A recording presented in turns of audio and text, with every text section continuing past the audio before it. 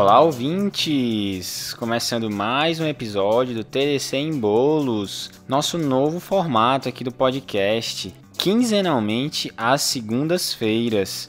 Um conteúdo objetivo e prático para o seu dia a dia. Eu sou o Iago Jorge. E eu sou o João Mendes.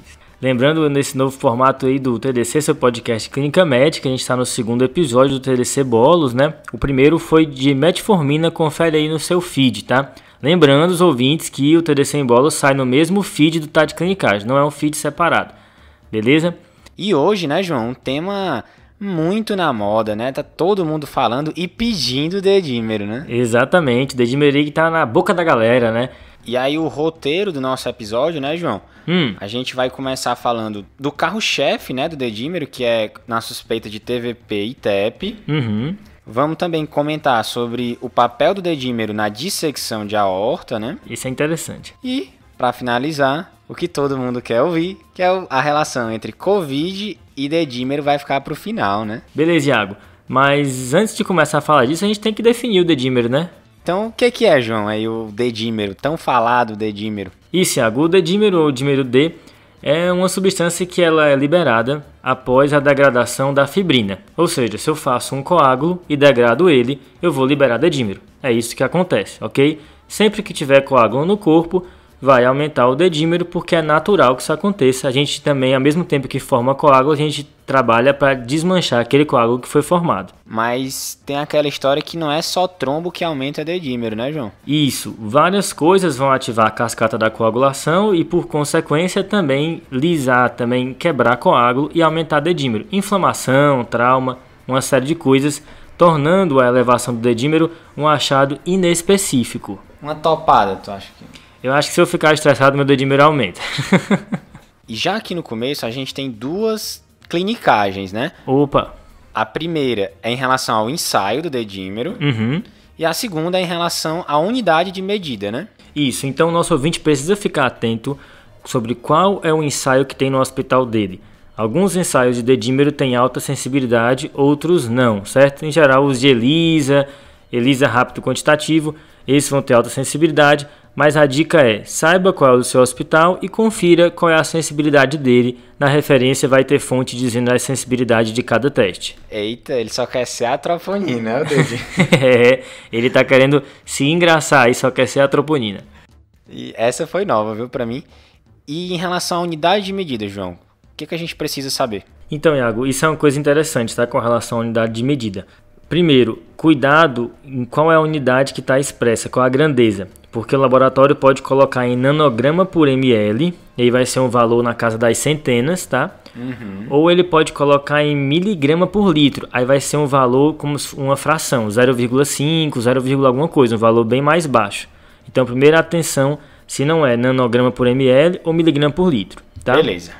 E segundo, dá para expressar em dois tipos de unidade. Em unidades de dedímero ou em unidades equivalentes de fibrinogênio. Basicamente é o seguinte, quando é a unidade de dedímero, o corte vai ser 250 ou 0,25. Quando é unidades equivalentes de fibrinogênio, o corte vai ser 0,5 ou 500. Acho que não precisa decorar isso, mas se vier para você também não é para se assustar. Exato. Normalmente a gente conhece mais comumente o corte de 500, se for em nanograma por ml, ou de 0,5 se for em miligrama por litro. Se vier um corte de 250, talvez seja essa questão da unidade de medida aí de unidades de dedímero, tá? Beleza. E agora vamos começar, né? Como é que o dedímero ajuda a gente no contexto de TVP e TEP? Boa, Iago. Gostei da maneira como você fez a pergunta, porque ele ajuda a gente a excluir essas condições, ok? Então, na trombose venosa profunda, TVP, e no tromboembolismo pulmonar, o TEP, o dedímero vai ajudar a excluir. Ele não tem poder confirmatório aqui nessas condições. Beleza. E quando é que eu peço, então, o dedímero nesse contexto? É o seguinte, suspeitou de TVP ou TEP, você tem que ver qual é a probabilidade do paciente ter o diagnóstico. Aí vem o nosso amigo Wells, né? Existe o score de Wells e só já uma clinicagem aqui tem o score de Wells do TEP e o score de Wells da TVP, não confunda. São gêmeos, João? Exatamente, são gêmeos aí, mas eles têm algumas diferenças importantes, então suspeitou de TVP, pega o Wells da TVP, suspeitou de TEP, pega o Wells do TEP. São gêmeos bivitelinos, Pronto, exato. E, sendo a probabilidade do paciente ter esses diagnósticos baixa ou moderada, você pede o dedímero.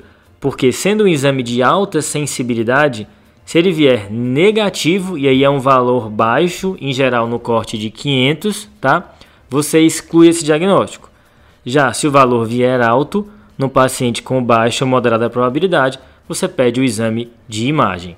Muito bom, João. E lembrando, marcando aqui, que se o paciente, de acordo com os scores de Wells, tem uma alta probabilidade, o dedímero não tem papel. Porque ele não tem força para excluir o diagnóstico. Você não vai ficar tranquilo e vai precisar prosseguir a investigação independente do valor do dedímero para um exame de imagem. Boa, Iago. E toda vez que eu penso nesse diagnóstico assim, de TEV, eu realmente preciso pedir o dedímero, João?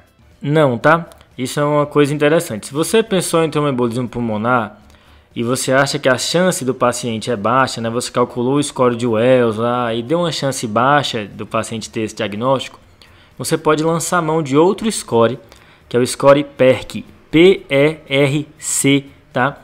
É um score que, se ele vier inteiramente negativo, o paciente zerar esse score, não tiver nenhum dos critérios que está lá, a gente vai também linkar aqui nas referências, você pode aí descartar o diagnóstico de tromboembolismo pulmonar sem pedir um dedímero, tá? É uma ferramenta que te ajuda aí de maneira sequencial após você ver que o paciente tem uma baixa probabilidade do diagnóstico. É muito útil realmente o PERC, Você está ali atendendo o paciente, acho que não precisa saber decorado, obviamente. Quando precisar, você checa rapidamente ali na hora e já toma a decisão.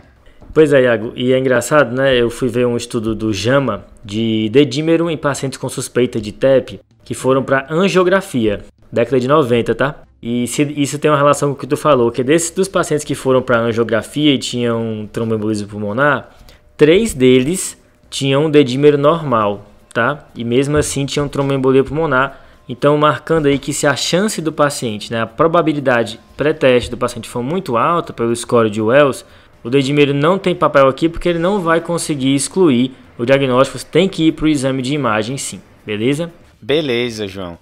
E tem uma história de ajuste do dedímero para a idade, Tem isso mesmo, Iago. É para evitar que uma pequena elevação de dedímero te leve a fazer angiotomo e às vezes irradiar um paciente que não tem tanta chance de ter esse diagnóstico e acabar tendo muito falso positivo, A ideia é que várias situações, incluindo o avançar da idade, vão elevar o dedímero, Exato.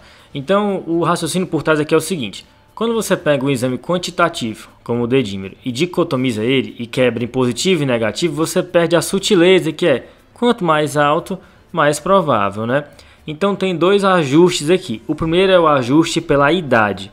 É você pegar pacientes com mais que 50 anos, em vez de considerar o corte de 500, pegar a idade e multiplicar por 10 e esse é o novo corte.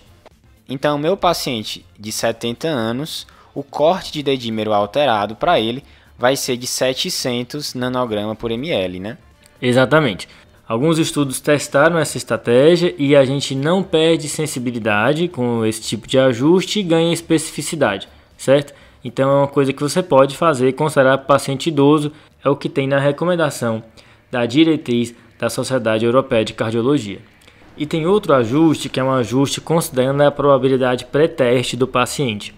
Isso já foi tentado com o estudo YEARS e mais recentemente, em 2019, com o estudo PEGAD do New England, em que ele fazia o seguinte ajuste, tá, Iago? Nos pacientes com score de Wells intermediário, ele considerava normalmente aquele corte de 500. Mas quando o score era baixo, aí de 4 para baixo, eles consideravam um corte de dedímero de 1000, tá? Beleza, então deixa eu ver se eu entendi. Estou atendendo um paciente que eu suspeitei de TEP e apliquei o score de Wells. Veio baixa probabilidade, pedi o dedímero, veio de 900. Não investigaria nesse estudo, tá? Top, viu? E aí nesse estudo, o que aconteceu? Eram 2017 pacientes, nenhum dos pacientes em que TEP foi excluído usando essa estratégia, corte de 1000 para baixa probabilidade, corte de 500 para probabilidade intermediária, nenhum deles teve diagnóstico de TEP no segmento de 3 meses, tá? Então, é uma maneira de ajustar o corte de dedímero aí nesse contexto. Então, marcando aqui, tem dois ajustes de dedímero, o da idade e da probabilidade pré-teste. Esse do Paget que eu acabei de falar é um tipo de ajuste. O guideline do OESC sugere qualquer um desses dois que você pode utilizar, mantendo aí um desempenho do exame, tá? Beleza, então. E numa situação, João, que o dedímero vem estourado, 1 milhão. Diabo. Rapaz, e aí tem um estudo retrospectivo que o cara pegou 518 pacientes com dedímero maior que 5.000 e foi ver o que tinha, tá?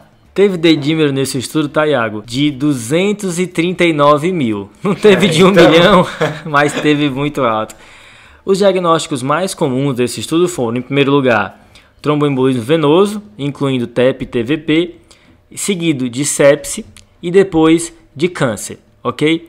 Mas tem duas informações bem legais desse estudo que a gente pode extrair. Conta aí, João. Entre os pacientes que tinham tromboembolismo venoso e câncer ao mesmo tempo, quando eu pegava só aqueles com dedímero maior que 20 mil, a probabilidade de ter câncer era 50%. Certo? Eita. Então, assim, viu um dedímero muito alto no paciente com tromboembolismo venoso, talvez ficar ligado em mais dicas clínicas que pode ter um câncer por trás. Ok? Beleza. E a segunda informação legal desse estudo é a seguinte. O quarto diagnóstico mais comum, aí com 6% dos casos, foi dissecção de aorta ou aneurisma, tá? Invocado, né, João, essa relação entre dedímero e dissecção de aorta, que é um diagnóstico raro, né, assim, a gente não vê tanto na prática, mas é um diagnóstico catastrófico, né, muitas vezes. Sim, e o dedímero pode ajudar a gente aqui, viu, na dissecção de aorta também. Opa! Vamos lá, tem um score chamado ADDRS, tá? É um score que tem 3 pontos. Certo? Você tem 3 coisas e se tiver, o paciente ganha 1 ponto para cada uma delas. 1 é uma condição de alto risco, tipo síndrome de Marfan, história de dissecção de aorta na família, uma doença na válvula aórtica. 2, sintomas sugestivos, uma dor que irradia para as costas, naquele característica típica da dissecção de aorta. E o terceiro? Que é o exame físico sugestivo, um sintoma neurológico, déficit de pulso, assimetria de pressão, hipotensão e choque ou um sopro, ok? Beleza. Se cada um desses o paciente vai ganhar 1 ponto se tiver alguma coisa na história prévia, nos sintomas ou no exame físico, certo? Tem alguma coisa, ele ganha 1 ponto. Certo. Então o máximo é 3. Aí um estudo pegou e usou esse score junto com o dedímero, tá? Se o paciente tivesse um score de 0 ou 1 e um dedímero menor do que 500, ele excluía a possibilidade de dissecção de aorta, parava a investigação aí. Isso é muito bom, né? Assim, você ter uma segurança de quando o dedímero vem embaixo, você afastar doenças graves como TEP e dissecção de aorta, é muito bom, cara, no PS. Exato. E aí, nesse estudo, no grupo que tinha ADDRS de 0 ou 1 e um dedímero menor do que 500, só 0,3% desses pacientes tinham dissecção de aorta, baixando muito aí a probabilidade desse diagnóstico, tá? Beleza. E é interessante esse achado porque imagina um paciente com dor torácica no pronto-socorro, né? Com o dedímero, você já pensa em 2 coisas aqui, né? Você já te ajuda a excluir a possibilidade de tromboembolismo pulmonar, de TEP, e também de quebra te ajuda na dissecção de aorta. Então o dedímero aí servindo duplamente no contexto da dor torácica. Boa. E eu já vi, tá? Paciente com dor torácica, com dedímero alto, que foi investigado TEP, não era, e no final era dissecção de aorta. Então lembra desse diagnóstico diferencial, porque os dois fazem dor torácica. E agora, o momento que todos esperavam. Eita. Dedímero e Covid. Covid e dedímero. O que a gente sabe hoje, João? Rapaz, a gente sabe mais do que no começo, mas ainda tem muitas dúvidas, tá? Basicamente, o que a gente viu, né? Que pacientes que tinham um quadro de Covid mais grave, eles tinham dedímero mais aumentado. Nada que mude muito de outras doenças graves, que também aumentam o dedímero. Uma pneumonia grave de outra causa também vai aumentar o dedímero. Beleza. Só que associado a isso também se viu um aumento do risco de eventos tromboembólicos e várias alterações de coagulação, não só do dedímero, como aumento do fator 8, aumento do fibrinogênio. E aí surgiu-se a dúvida se será que com o dedímero aumentado, né, isso já não era uma evidência indireta de aumento da coagulação e motivasse talvez uma anticoagulação aí já preemptiva, já antecipada, na tentativa de melhorar desfecho, né? Isso foi o pau que rolou, né, no começo da pandemia. Meu amigo, era direto. E a gente tem um estudo, né, feito aqui no Brasil, liderado aí por Dr. Renato Lopes, que testou anticoagulação em pacientes com Covid, certo? E dedímero aumentado, tá? E aí avaliou, mesmo sem uma evidência clara de indicação de anticoagulação, avaliou anticoagular esses pacientes de maneira aí, só com essa indicação do dedímero aumentado. Anticoagulou pleno, né? Anticoagulação plena, dose plena, usava, em geral, a maior parte dos pacientes usou Rivaroxaban, tá? E o que foi encontrado? Ausência de benefício, tá? Com aumento de chance de sangramento. Então, nesse contexto de Covid com dedímero aumentado, a gente deve evitar a anticoagulação em dose plena, tá? Na ausência de uma indicação clara de anticoagulação, ok? Então, marca essa informação, óbvio, né? Existem cenários de extremos clínicos em que o paciente está muito grave, não tem condição de transporte, a gente vai usar aí evidências indiretas de que o paciente tem um evento tromboembólico, mas via de regra, anticoagular, só porque o dedímero está aumentado, não tem benefício. Beleza, então. Vamos resumir o episódio, João? Vamos nessa. Então a gente passou aqui por o que é dedímero e as clinicagens da dosagem e da expressão laboratorial, ok? Beleza. Dedímero e TVP e TEP, com o detalhe do ajuste do limiar de dedímero dependendo da probabilidade pré-teste ou da idade. Dedímero estourado, a gente viu aqueles detalhes, emendando aí com dedímero e dissecção de aorta, finalizando com dedímero e Covid. Então fechou, né, João? Fechou. Mandem mensagem pra gente nas redes sociais, né, falando se vocês estão gostando desse novo formato mais curto do nosso podcast. Compartilhem com seus amigos, né, que não conhecem ainda a plataforma, para eles conhecerem também o Tá de Clinicagem. Beleza, um formato mais curto aí que é fácil para aquela pessoa que nunca ouviu o podcast começar a ouvir, né? Então segue lá no @tadeclinicagem, Instagram, Twitter, YouTube, tem tudo lá pra você. E é isso aí, pessoal. Valeu, um abraço. Valeu. Falou.